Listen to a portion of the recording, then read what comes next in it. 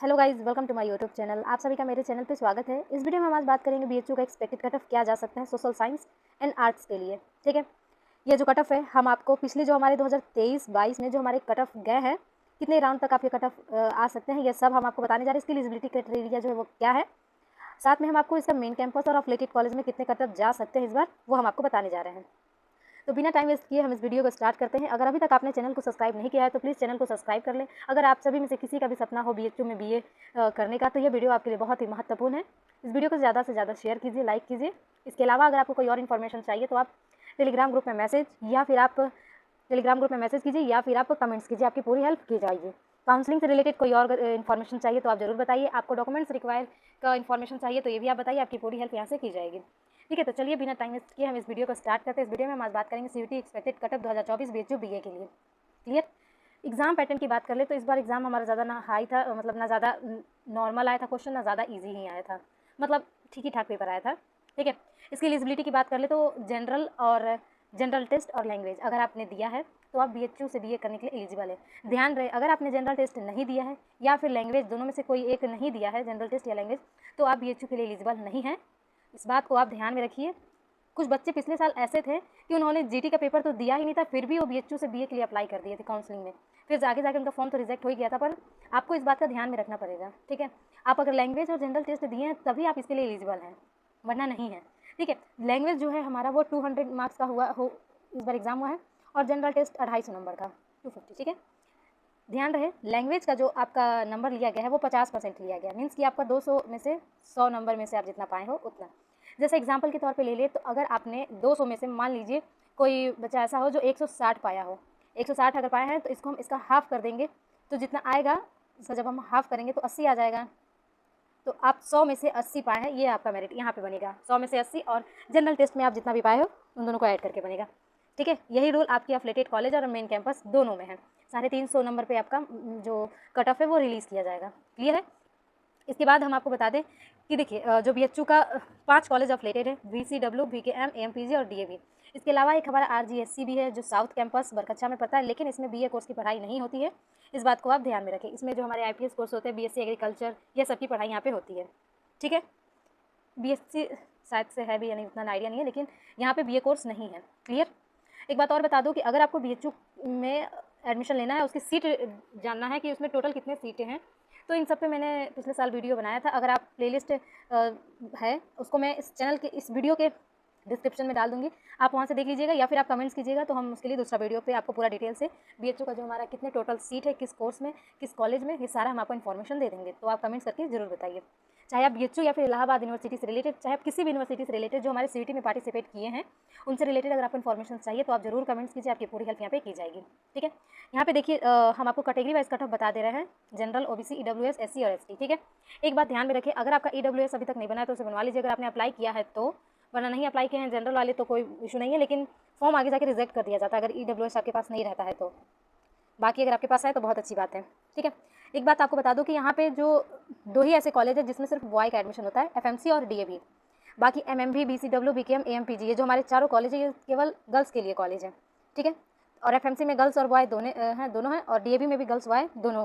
General category की चलिए बात करते हैं। सबसे पहले एफएमसी में अगर आपको एडमिशन लेना है तो जनरल कैटेगरी की बात करते हैं सबसे पहले कट ऑफ का। तो एफएमसी में अगर आपको एडमिशन लेना है, अगर आपका नंबर 245, 250 या फिर 255, 40 इतना नंबर है, 40 के बाद 35, 30, अगर इतना नंबर है, 30 नहीं 40 तक जनरल वाले का कट ऑफ ज़्यादा लो नहीं जाता है।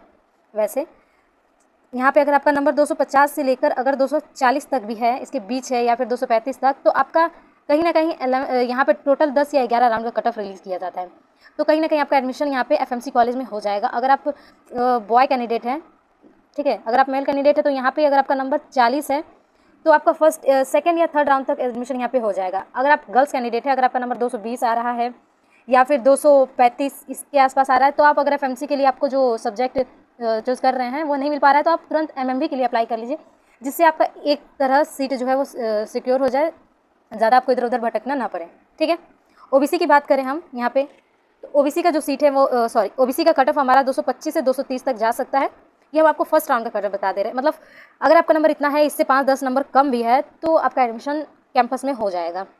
ठीक है, EWS का 235 से लेके अगर 30 तक है या फिर 25 भी है, EWS कैटेगरी से अगर आप बिलोंग करते हैं तो आपका FMC में एडमिशन आराम से हो जाएगा। SC की बात करें तो 200 या फिर 190 या 180 के आसपास आपका नंबर है, 185, 195, ठीक है, 175 इसके आसपास अगर आपका नंबर है तो कहीं ना कहीं आपका लास्ट कट ऑफ तक एडमिशन यहाँ पे हो जाएगा। ST की बात करें 190 या फिर 180 अगर आपका नंबर है तो ये फर्स्ट ही राउंड में आपका एडमिशन हो जाएगा। इससे नीचे हम अगर आपकी बात कर ले तो आपका 170 या फिर 165 के आसपास भी रहेगा तो आपका लास्ट राउंड तक कट ऑफ आएगा जो उसमें आपका एडमिशन हो जाएगा। यहाँ पे मैंने आपको सारा कट ऑफ बता दिया FMC का। जनरल MMB का देखिए, जनरल कैटेगरी वाली का तो आपका 240 या 245 नंबर भी है तो आपका यहाँ पर एडमिशन हो जाएगा। आपको जब अगर FMC में जो आप सब्जेक्ट चूज़ कर रहे हो नहीं मिल रहा है तो आप तुरंत MMB के लिए अप्लाई कर दो। इससे आपको ये रहेगा कि आपको जो सब्जेक्ट चाहिए वो यहाँ पे भी मिल जा रहा है। अब आप FMC में के लिए वेट करते रहोगे तो इधर MMB का भी सीट फुल हो जाएगा। तो इसलिए गर्ल्स कैंडिडेट अपनी सीट सिक्योर करने के लिए आप MMB कॉलेज में एडमिशन ले सकते हैं। ये दोनों MMB और FMC जो है ये मेन कैंपस कॉलेज है, ये गर्ल्स बॉय दोनों के लिए और केवल ये गर्ल्स के लिए, बाकी सब हमारा अफिलिएटेड कॉलेज है, ठीक है। OBC की बात करें तो 210, 215, 220 और या फिर 200 तक मानकर चले तो यहाँ पे MMB में एडमिशन आराम से हो जाएगा। थोड़ा मतलब 3-4 मतलब कट ऑफ का वेट करना पड़ेगा, मतलब ये नहीं कि आपका पहले कट ऑफ में 210 या 200 नंबर आया तो हो जाएगा, नहीं, मतलब आपको 3 या 4 राउंड तक वेट करना पड़ेगा। वहीं EWS का देखें तो 225 के आसपास अगर आपका नंबर है या फिर इससे 210, 5 इस तरह से नंबर अगर आपका आ रहा है तो आप EWS कैटेगरी से हो तो आप थोड़ा वेट कर लेना MMB के लिए। SC के लिए 190, 170, 160 इस तरह से, ST 150 तक आपका एडमिशन हो जाएगा आराम से। इससे नीचे भी आपका कट ऑफ जा सकता है, ठीक है। इसके बाद हम बात करें affiliated college VCW, VKM, AMPG, DAV के जैसे मैंने आपको बता दिया गर्ल्स बॉय दोनों कैंडिडेट का कॉलेज है। और VCW, VKM, AMPG ये सब जो हमारे कॉलेज हैं ये केवल गर्ल्स कॉलेज हैं। RGSC में हमारा BA अवेलेबल नहीं है। अगर आपको इन सब में से कहीं भी एडमिशन लेना है तो आपका फर्स्ट राउंड में या फिर सेकेंड राउंड तक, मतलब किसी भी राउंड में आपका एडमिशन यहाँ पे हो जाएगा। अगर आपका नंबर ये जो कैंपस का जो नंबर मैंने आपको बताया है इससे अगर आपका नंबर 45-55 या फिर 40-50 के आसपास कम है तो आपका एडमिशन यहाँ पे हो जाएगा, क्योंकि इसका भी कट ऑफ ज़्यादा लो नहीं जाता है, बस कैंपस से थोड़ा नंबर कम जाता है। जैसे कैंपस में कोई कट ऑफ हमारा 240 आया है तो इसमें हमारा कट ऑफ 230, 25, 35 इस तरह से कट ऑफ रिलीज़ कर सकते हैं, ठीक है। अगर आपका नंबर 40 या 55 या फिर इससे भी अगर कम जा रहा है तो मतलब जो हमारे मेन कैंपस के नंबर हैं उनमें से 40-45 नंबर अगर आपके कम जा रहे हैं या फिर उससे ज़्यादा तो देखिए आपका पेड सीट में एडमिशन तो हो जाएगा कहीं ना कहीं ये चारों कॉलेज में से। अगर आप फीमेल कैंडिडेट है तो, और मेल के लिए तो DAV है ही, आप उसमें भी अपना कट ऑफ देख सकते हैं। जो भी आपका जाएगा उसके लिए थोड़ा आप वेट कर लीजिएगा, क्योंकि कट ऑफ यहाँ पे 11-12 राउंड तो जाते ही हैं पर थोड़ा धीरे धीरे आते हैं, इसलिए थोड़ा सा आपको परेशानी होगी, लेकिन आप थोड़ा सा धैर्य बना के रखिएगा, ठीक है। यहाँ पे अगर आपका नंबर इतना है FMC और MMB में जितना आपको यहाँ पे बताया गया या फिर उससे थोड़ा बहुत कम भी है तो आपका जो रेगुलर सीट होता है उस पर भी एडमिशन हो जाएगा और मेन जो हमारा पेड सीट होता है उसमें भी एडमिशन हो जाएगा। जैसा जनरल कैटेगरी वाले का नंबर यहाँ पे 210 या फिर 220 के आसपास है या 230 मान के चलते जनरल कैटेगरी का, क्योंकि उनका कट ऑफ ज़्यादा लो नहीं जाता है इसलिए। तो जो 230 या फिर 235 नंबर भी अगर आप पाए हैं FMC या फिर MMB कहीं भी अपना एडमिशन लेना चाहते हैं तो आपका पेड सीट यहाँ पे एडमिशन हो जाएगा। वही बात करें हम अफिलिएटेड की तो आपका अगर देखिए यहाँ पे अगर 240 नंबर हमारा कैंपस का अगर रिलीज़ है, इसमें से अगर आपका 245 नंबर कम है, ठीक है, उसके बाद भी जो कट ऑफ आ रहे हैं उसमें आपका एडमिशन अगर नहीं हो पा रहा है तो आप पेड सीट के लिए, अगर पेड सीट का भी कट ऑफ जो रिलीज़ किया जाता है उसमें अगर आपका ये नंबर जितना है उतना अगर आपका नंबर है तो आप उसके लिए अप्लाई कर सकते हैं जितना कट ऑफ रिलीज़ किया जा रहा है, ठीक है। आई होप कि ये सारी बातें आपको अच्छे से समझ में आ गई हो। अगर कहीं पे भी आपको कन्फ्यूज़न हो तो ज़रूर बताइए, आपकी पूरी हेल्प की जाएगी। तो अगर चैनल को सब्सक्राइब नहीं किया है तो चैनल को सब्सक्राइब कर लें और वीडियो को ज़्यादा से ज़्यादा लाइक करें और शेयर करें। Thank you.